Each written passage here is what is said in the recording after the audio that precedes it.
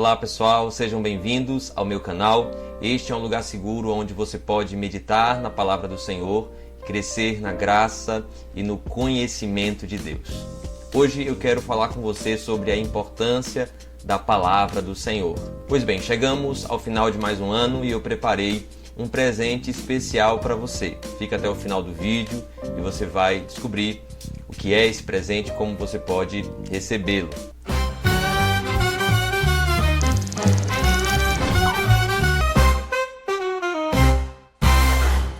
Então, eu quero iniciar lendo aqui um texto da palavra do Senhor, que está no livro de Romanos, no capítulo 10, no verso 17, que diz assim: de sorte que a fé é pelo ouvir e o ouvir pela palavra de Deus. A palavra de Deus é fundamental para a vida cristã.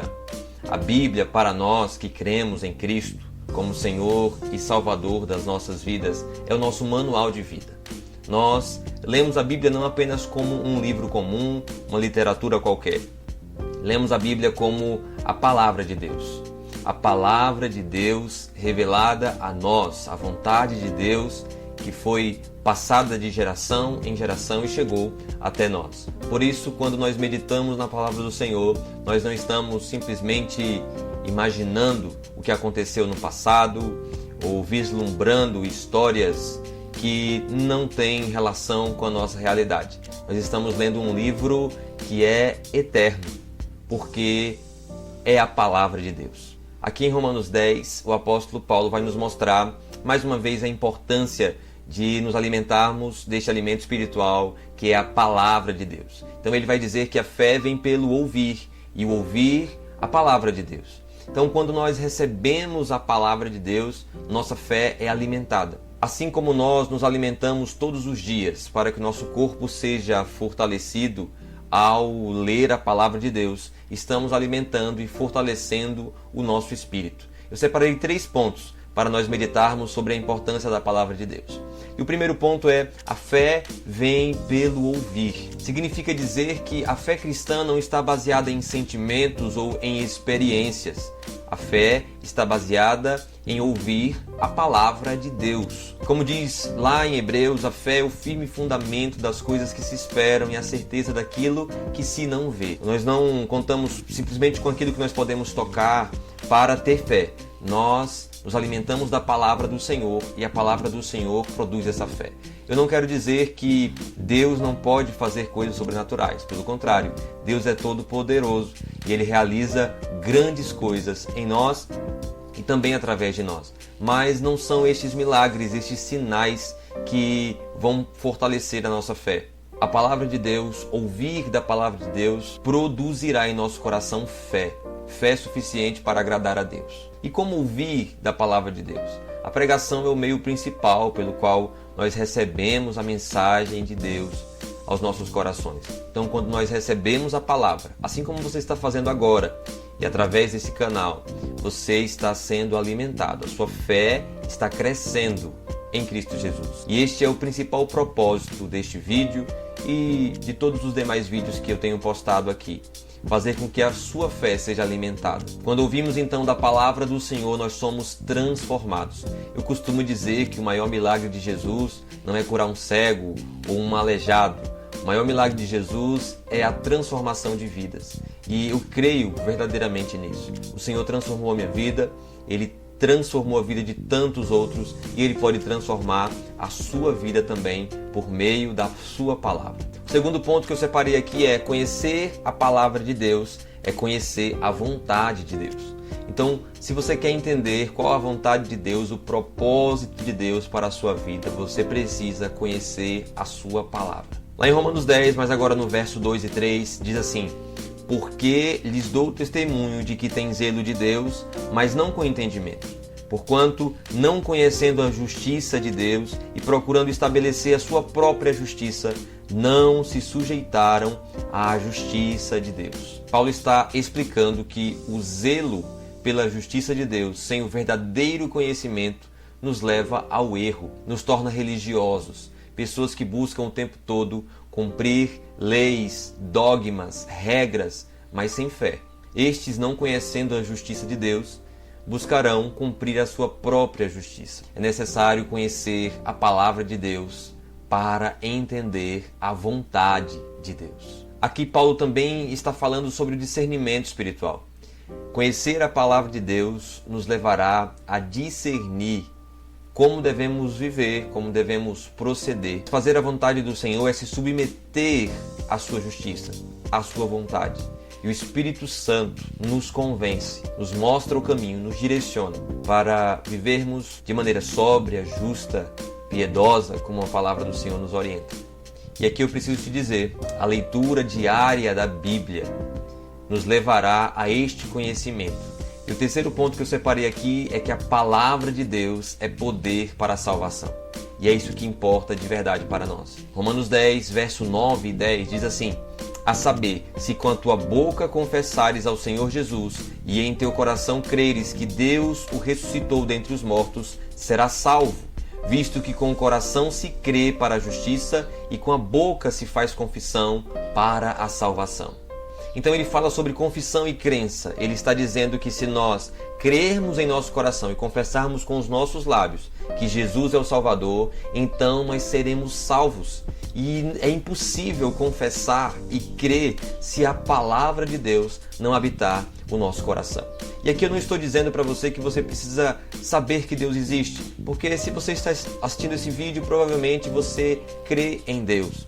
Mas crer em Deus exige de nós uma resposta. Não há como ouvir a palavra de Deus, entender a vontade do Senhor e viver da mesma forma. A palavra de Deus é como uma semente, uma vez lançada em nosso coração, ela vai germinar, ela vai crescer e produzirá frutos. E são estes frutos que dirão, que apontarão para o tipo de fé que você tem em Cristo.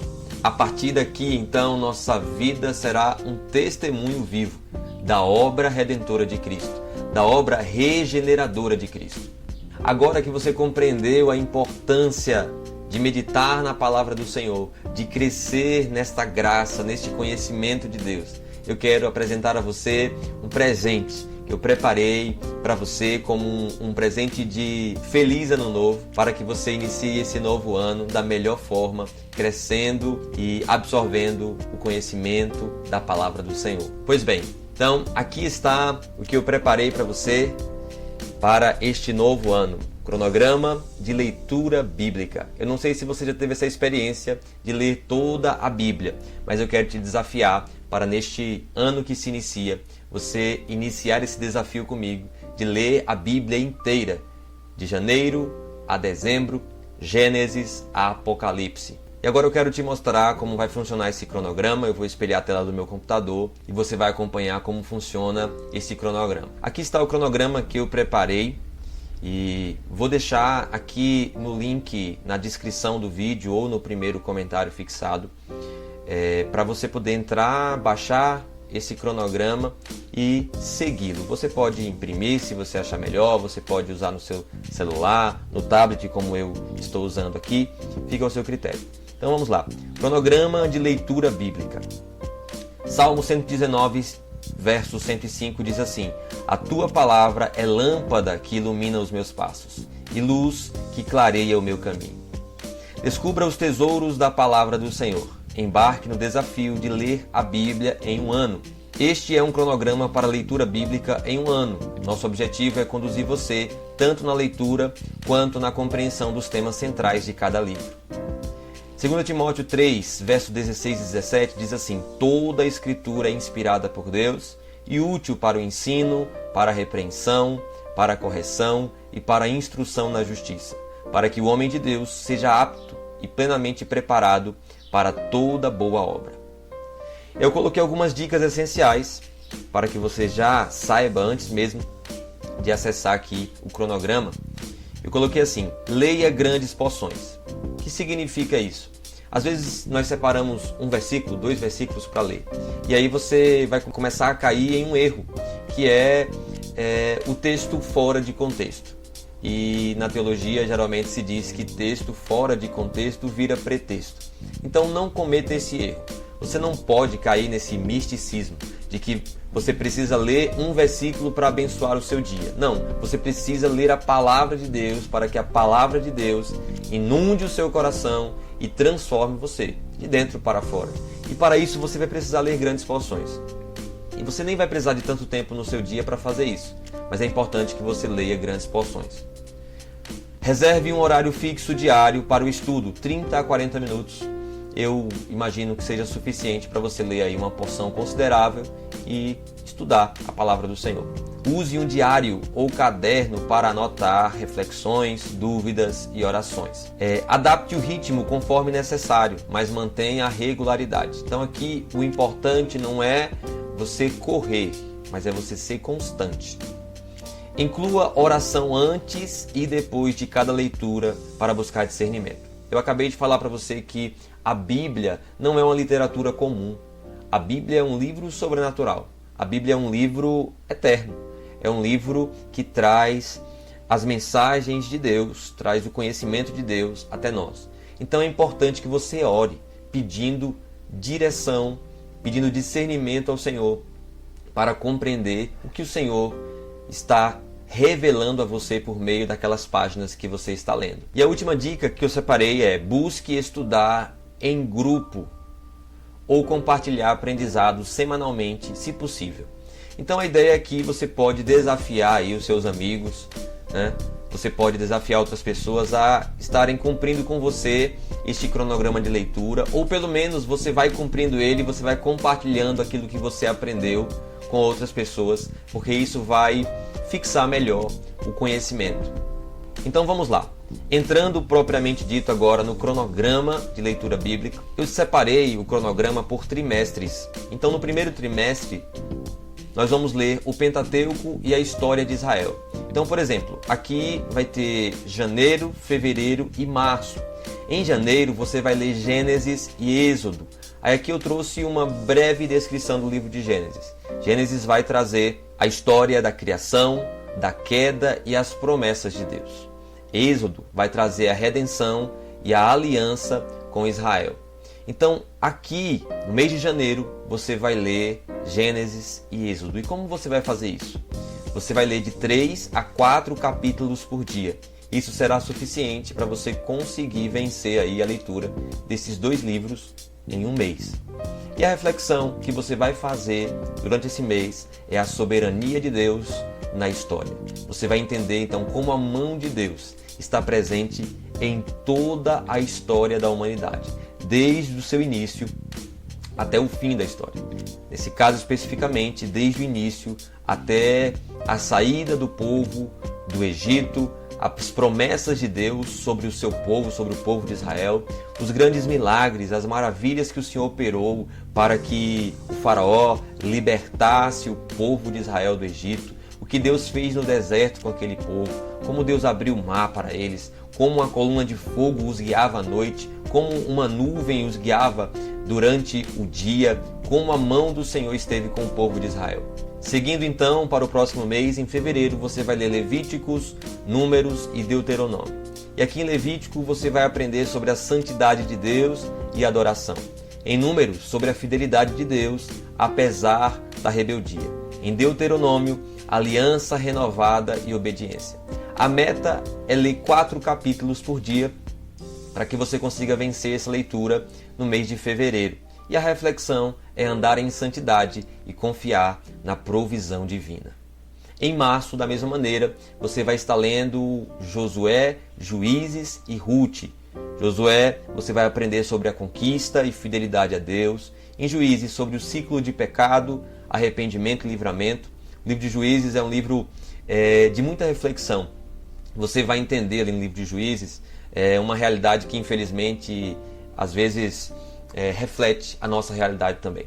O povo, enquanto tinha um líder, enquanto tinha alguém para guiá-los, para direcioná-los, eles permaneciam firmes no propósito de buscar somente a Deus. Quando aquele líder então morria, eles voltavam ao pecado.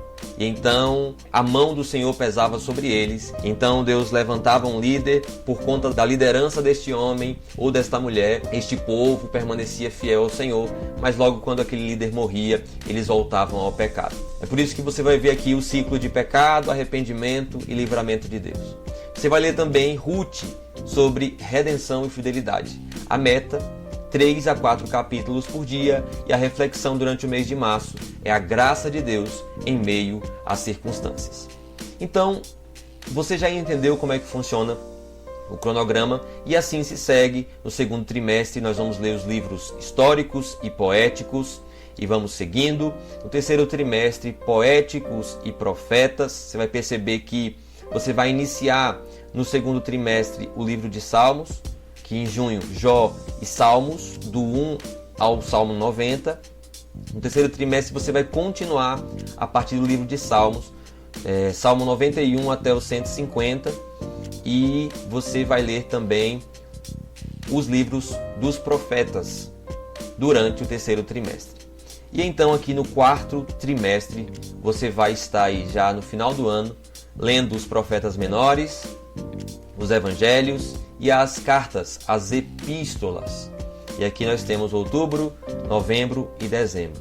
E lá em dezembro você vai estar encerrando lendo Atos, as epístolas, ou seja, as cartas e o Apocalipse. Então este é o presente que eu separei, que eu preparei com todo carinho para você. Eu espero que você use este material e que você consiga fazer essa leitura durante esse próximo ano, crendo que só por meio do conhecimento de Deus é que nós seremos transformados, nós seremos renovados, fortalecidos pelo poder do Senhor. Então meu desejo é que você tenha um ano abençoado, cheio de bênçãos, cheio da presença do Senhor, e que a cada dia mais você cresça diante de Deus, em nome de Jesus. Bom, se você gostou desse material, curte este vídeo, considera se inscrever aqui em meu canal e assina as notificações para que o YouTube sempre te avise assim que eu lançar novos vídeos por aqui. Eu vou ficando por aqui, até o próximo vídeo, que Deus te abençoe, que Deus te guarde, em nome de Jesus.